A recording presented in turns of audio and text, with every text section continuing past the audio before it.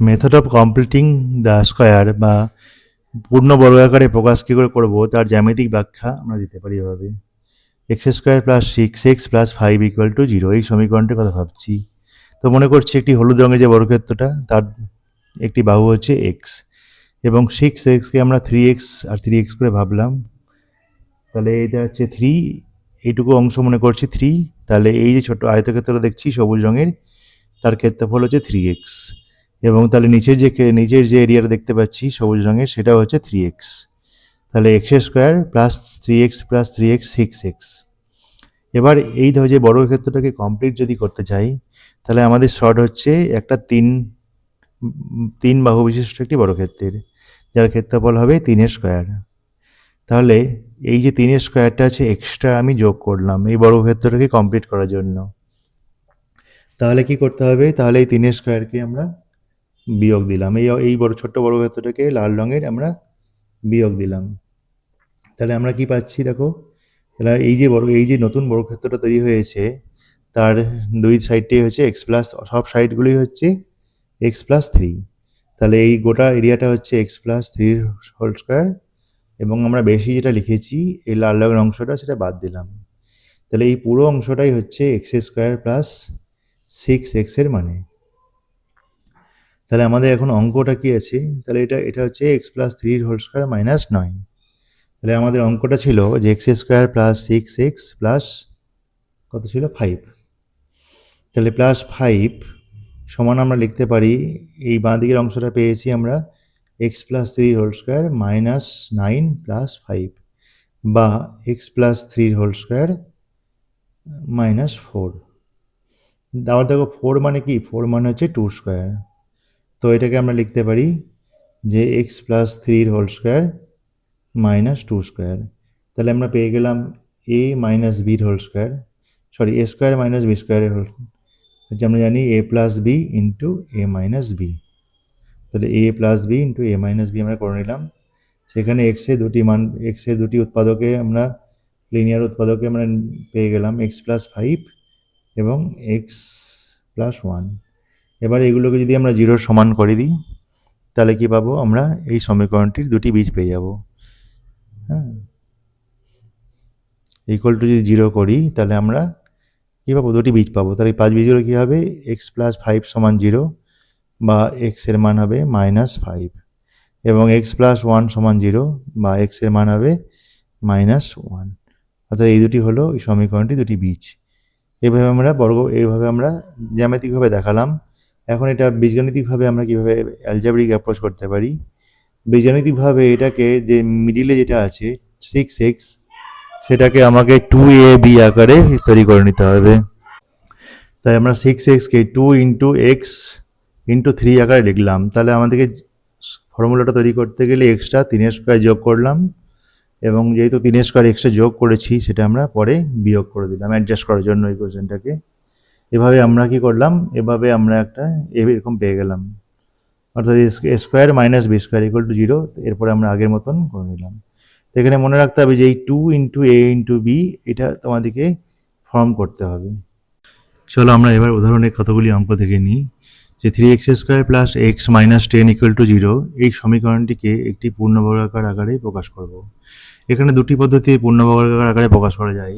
দেখো এ টার্মটি রাখলে হবে না, তা আমাদেরকে এ স্কোয়ার এক্স স্কোয়ার এই ধরনের টার্ম রাখতে হবে। তাহলে এর সঙ্গে যদি আমরা একটা এ গুণ করি, যেমন এখানে তিনের সঙ্গে তিন গুণ করি, তাহলে প্রথম টার্মটা কী হয়েছে, পুরো স্কোয়ার হয়ে যাচ্ছে।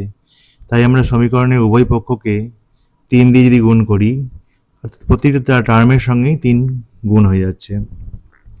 তাহলে আমরা কি পাবো, তাহলে আমরা এদিকে nine x square plus three x minus তিরিশ পেলাম। তাহলে প্রথম যে পদটা সেটা থ্রি এক্সের হোল স্কোয়ার হয়ে গেল, মানে এ স্কোয়ার আকারে হয়ে গেল। তারপরে টু ইন্টু এ ইন্টু বি, এরকমভাবে আমরা তৈরি করলাম। টু তো ছিল না, আমরা টু নিলাম, সেই জন্য একটা ওয়ান বাই টু নিতে হলো, যেটা অ্যাডজাস্ট হয়ে আমাদের থ্রি এক্সই থেকে গেল। এবং ওয়ান বাই টুর হোল স্কোয়ার আমরা একটা এক্সট্রা নিলাম, যেটাকে আমরা পরে বিয়োগ করেছি। এইভাবে আমরা অঙ্কটি করতে পারি। আমরা অন্যভাবেও করতে পারি, এবং এই পদ্ধতিটি আমরা বেশি প্রয়োগ করি, যে আমরা তিন দিয়ে ভাগ করে দিতে পারি। তিন দিয়ে যদি আমরা উভয় দিকে ভাগ করে দিই, তাহলে এক্সের যে প্রথম যে পদটি হয়ে গেল এক্সের স্কোয়ার, যা একটি স্কোয়ার বা বর্গপদ, এক্সের বর্গ। এরপরে আমরা কি করলাম, এরপরে আমরা x/3 যে পদটা আছে সেটাকে আমরা 2 ইন্টু এ বি আকারে নিয়ে আসবো। তাহলে 2 ইন্টু এ বি আকারে আনতে গেলে আমাকে 2 ইন্টু এক্স থাকলো, তাহলে 2x থাকলো, আবার বি এর সঙ্গে অ্যাডজাস্ট করতে হবে আমাকে 1/2 ইন্টু 3। তো 2কে অ্যাডজাস্ট করতে আমরা 1/2 দিয়ে গুণ করলাম এবং নিচে একটা 3 ছিল, তাহলে এটাকে কাটাকুটি করার পর x/3 থাকলো।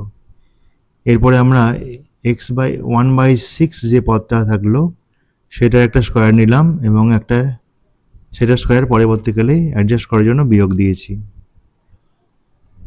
এভাবে আমরা তৈরি করতে পারি ইকুয়েশনটাকে। এবার দেখছি যে আমাদের যে সাধারণ আকার, দ্বিঘাত সমীকরণের যে সাধারণ আকার, তাকে আমরা পূর্ণবর্গ আকারে প্রকাশ করব এবং তার বীজগুলো নির্ণয় করব।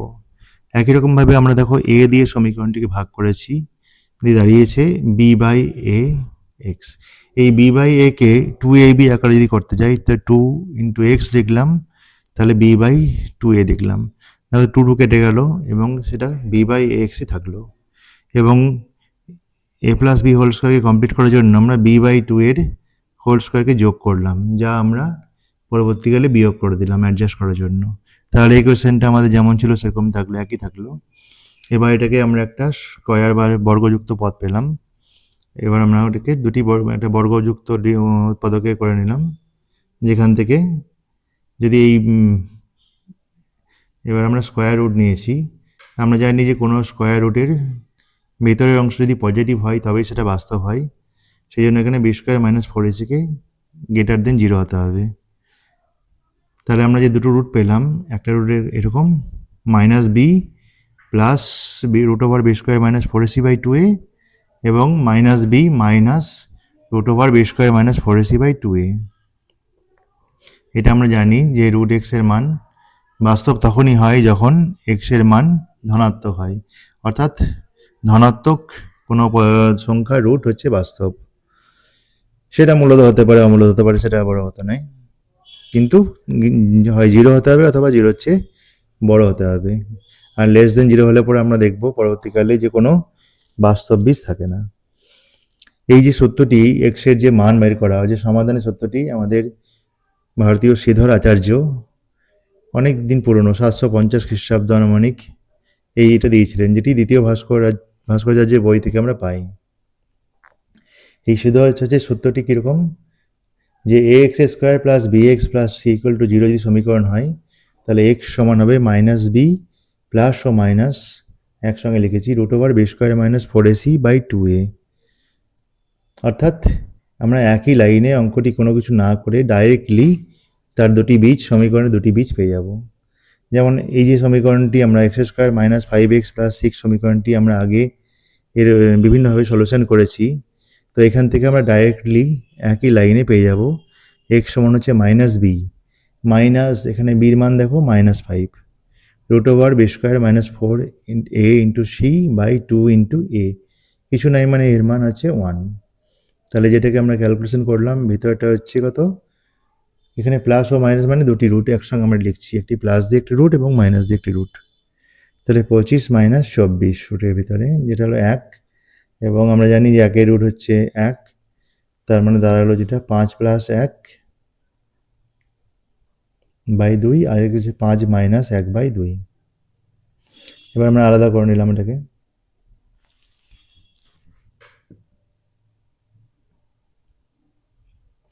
পাঁচ প্লাস 1/2 আর 5 মাইনাস 1/2, অর্থাৎ বীজগুলো হলো 3 এবং 2। দেখো কত সুন্দর আমরা একই লাইনে এই বীজগুলোকে আমরা বের করলাম কোনো ঝামেলা ছাড়াই। এভাবে শ্রীধর আচার্য সূত্র প্রয়োগ করে আমরা যে কোনো দ্বিঘাত সমীকরণের দুটি মান বের করে নিতে পারি। এই বি স্কোয়ার মাইনাস 4ac একে বলা হয় নিরূপক বা ডিসক্রিমিনেন্ট। এটার মানটা অবশ্যই গ্রেটার দেন 0 হতে হবে, তবে আমরা বাস্তব মান পাবো। অর্থাৎ ডি ইকুয়াল টু হচ্ছে বি স্কোয়ার মাইনাস 4ac, একে ক্যাপিটাল ডি অক্ষরে লেখা হয় বা ডিসক্রিমিনেন্ট, বাংলাতে বলে নিরূপক। এই নিরূপকের সাহায্যে আমরা বীজদ্বয়ের প্রকৃতি নির্ণয় করতে পারি। এই নিরূপকের মান যদি 0 থেকে বড় হয় অর্থাৎ ধনাত্মক হয়, তাহলে আমরা যে বীজগুলি পেলাম সেই বীজগুলি হবে বাস্তব, আমরা বলতে পারি বাস্তব এবং অসমান। এবং যদি ডির মান সমান হয় তাহলে আমরা বলবো বীজদ্বয় হচ্ছে বাস্তব ও সমান। কিন্তু যদি ডির মান নিরূপকটির মান নেগেটিভ হয় তাহলে সেখানে কোনো বাস্তব বীজ আমরা পাই না। আর অবাস্তব বীজের ব্যাপারে আমরা পরবর্তী ক্লাসে শিখব। আমরা দেখে নিই তোমাদের বইতে তোমাদের সূত্রটি ভালো করে দেওয়া হয়েছে, এগুলো ভালো করে তোমরা মার্ক করবে যে বাস্তব ও সমান হবে যখন ইকুয়াল টু 0 হয় নিরূপক, বাস্তব অসমান হবে যখন গ্রেটার দেন 0 হয়, এবং কোনো বীজ পাবো না বা অবাস্তব বীজ পাবো যখন লেস দেন 0 হয়। আমরা একটা অঙ্ক দেখে নিই, তো 3x² প্লাস x মাইনাস 1। এখানে দেখো a 3, b 1 এবং c হচ্ছে -1। আমরা নিরূপকের মান বের করে দেখলাম যে গ্রেটার দেন 0, তাহলে আমরা এখানে বাস্তব বীজ পাবো। এবার আমরা এই সুদেবাচার্যের সূত্র থেকে এই বীজগুলি বের করে নিতে পারি।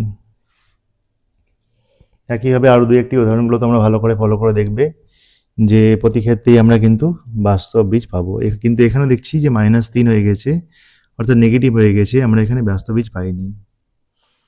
এই সমীকরণের বীজদ্বয় যদি বাস্তব ও সমান হয় তাহলে আমরা কি সূত্র জানি যে নিরূপকের মান 0, অর্থাৎ এখানে অঙ্কর নিরূপকের মান 0 করলাম, সেখান থেকে আমরা k এর মান পেলাম।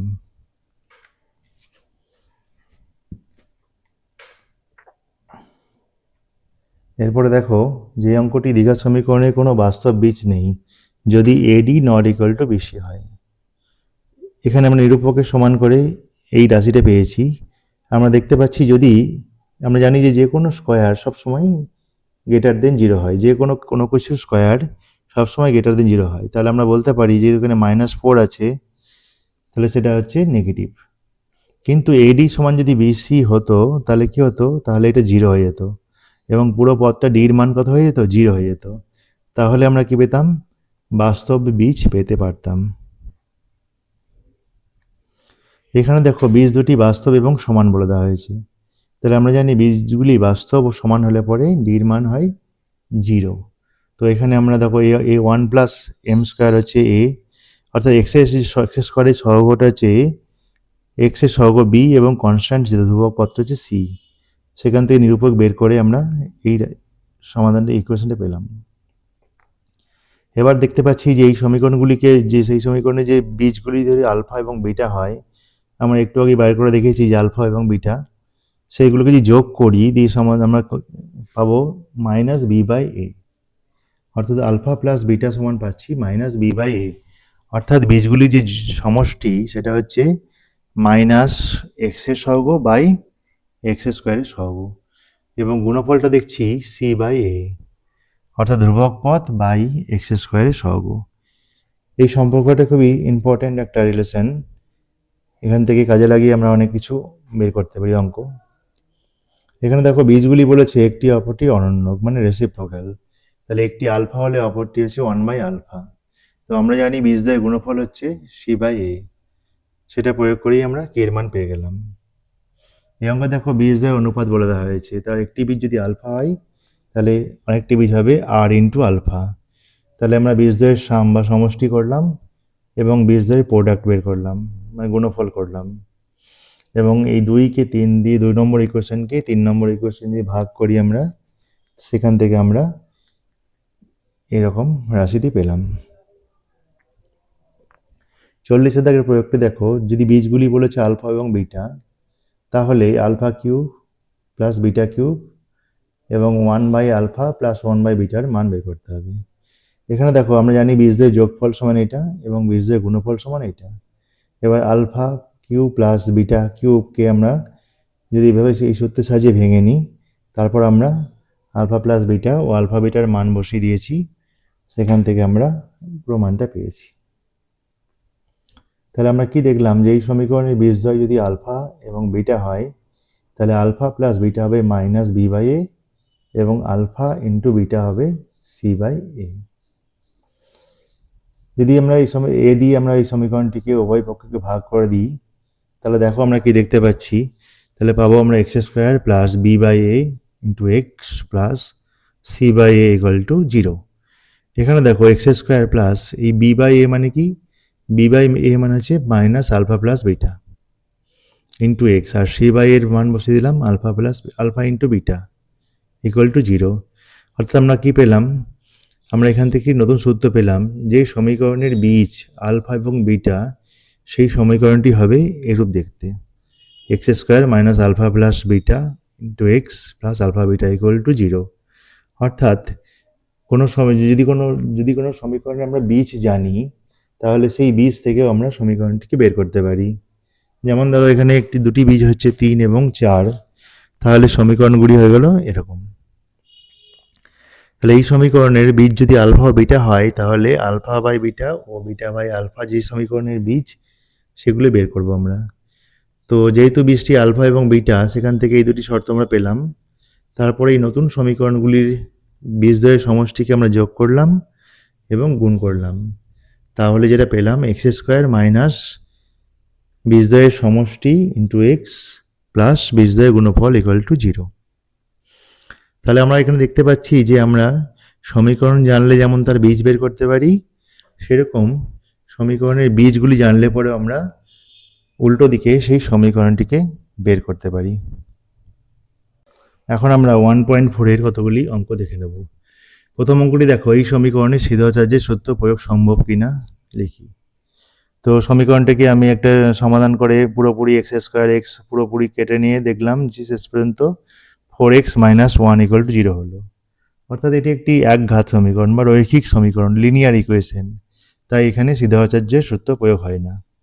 সিদ্ধাচার্যের সূত্র প্রয়োগ করতে গেলে দ্বিঘাত সমীকরণ হতে হয়। তো দ্বিতীয় অঙ্কটার ক্ষেত্রে দেখতে যে আমরা এখানে আমরা সিদ্ধাচার্যের সূত্র প্রয়োগ করতে পারি এবং এখানে এক্স এর মান পেলাম এভাবে এরকম। তাহলে কে এক্স এর মান যদি এটা হয়, তাহলে আমরা কম্পেয়ার করে এই দুটোকে কম্পেয়ার করে দেখতে পাচ্ছি যে কে এর মান হচ্ছে -2।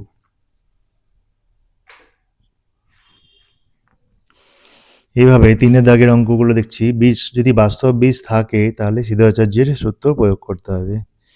তো আমরা জানি যে বাস্তব বীজ কখন হবে, যখন নিরূপকটা 0 হবে বা গ্রেটার দেন 0 হবে। এখানে এর মান, বির মান এবং সির মান আমরা ইকুয়েশনগুলোকে কম্পেয়ার করে পেয়ে গেছি এবং এখানে নিরূপকের মান দেখলাম যে গ্রেটার দেন 0। তাহলে হ্যাঁ, তাহলে সমীকরণটির বীজ বাস্তব বীজ আছে। বীজগুলি হবে কেমন, বাস্তব এবং অসমান। এবার আমরা বীজের মান বের করলাম। এক্স মান হয় -b plus minus √b² - 4ac/2a থেকে। বাকি অঙ্কগুলো ঠিক অনেকটা একই রকমভাবে। এখানে দেখতে পাচ্ছি d = 0, তাহলে বীজগুলো হচ্ছে বাস্তব এবং সমান। দেখো আমরা পেয়েছি -1 এবং -1, অর্থাৎ সমান বীজ পেয়েছি। একইভাবে 3-এর দাগের অঙ্কটাও তোমরা করে নেবে। এখানেও ডির মান গ্রেটার দেন 0, তাহলে বাস্তব বীজ আছে এবং বীজের মান আমরা বের করে নিচ্ছি। এগুলো তোমরা নিজেরাই বুঝতে পারছো।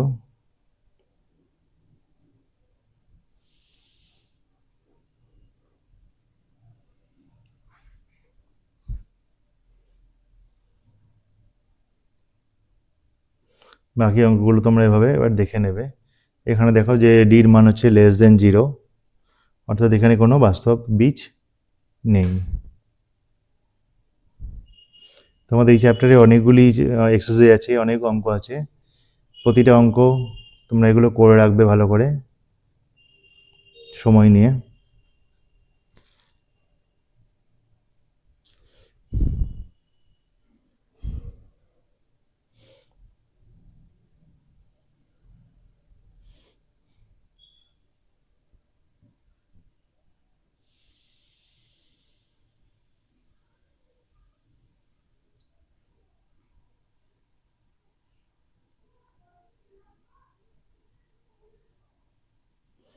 এখানে দেখো একটি সমকোণী ত্রিভুজের কথা বলা হচ্ছে, যার অতিভুজের দৈর্ঘ্য ক্ষুদ্রতম বাহুর দ্বিগুণ।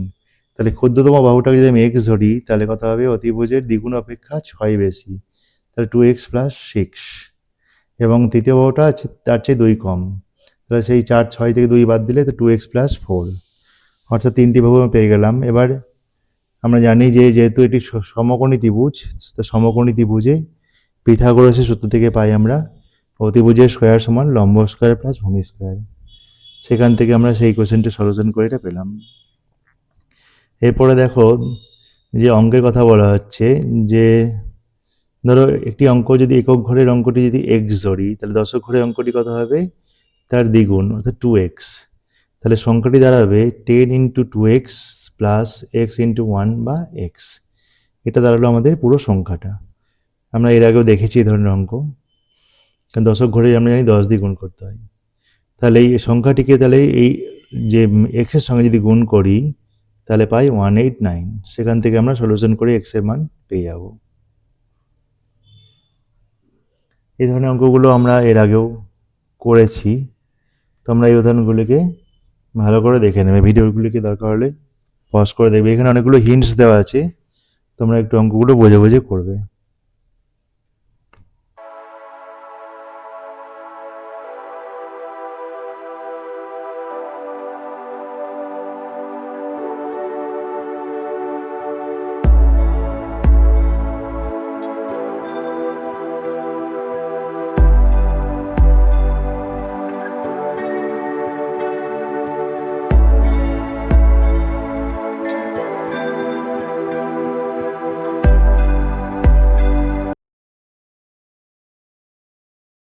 আমরা এখন এই চ্যাপ্টারের সামারি দেখে নেব, সংক্ষিপ্তকরণ দেখে নেব।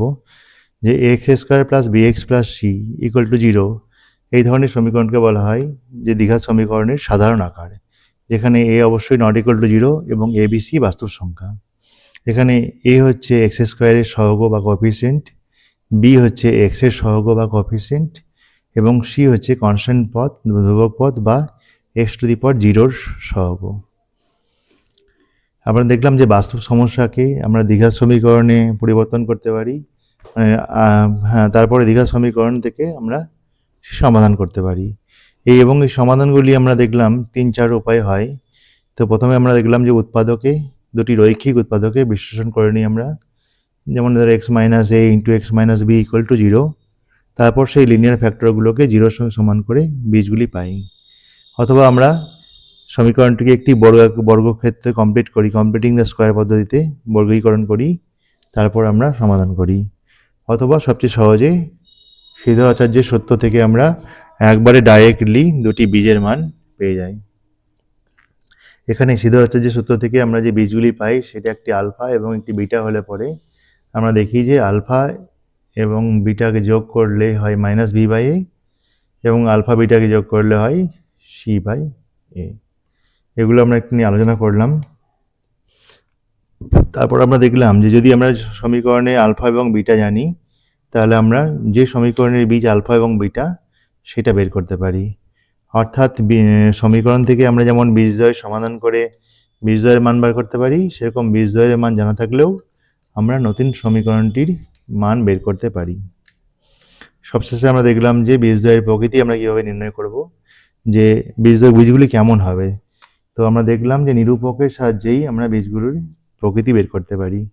তো নেচার কি বা প্রকৃতি বা নেচার কেমন হবে, যদি নিরূপকের মান 0 থেকে বড় হয় তাহলে বীজগুলি বাস্তব ও অসমান হবে, যদি ইকুয়াল টু 0 হয় তাহলে বাস্তব ও অসমান হবে, এবং লেস দেন 0 হলে অবাস্তব হবে। তাই মনে রাখা দরকার এখানে যে পুরনো আমরা যে শিখেছি আলফা প্লাস বিটা এ প্লাস বি হোল স্কোয়ার, এ কিউ প্লাস বি কিউ, এই সূত্রগুলো তোমাদেরকে মনে রাখতে হবে। এরপরে আমরা অঙ্কগুলোকে করে দিয়েছি এক্সারসাইজের, তোমরা আশা করছি দেখে অঙ্কগুলো বুঝতে পারবে। প্রয়োজনে ভিডিওগুলোকে পজ করে তোমরা দেখতে পারো, এবং তোমরা অবশ্যই এই চ্যানেলটিকে সাবস্ক্রাইব করো পরবর্তীকালের এই ধরনের ভিডিও পাওয়ার জন্য, যা তোমাদের মাধ্যমিকের অঙ্কে কাজে লাগবে। এবং অবশ্যই সেম ক্লাসের স্টুডেন্টের সঙ্গে বা বন্ধুদের সঙ্গে শেয়ার করে দিও। ভিডিওগুলো দেখার জন্য ধন্যবাদ।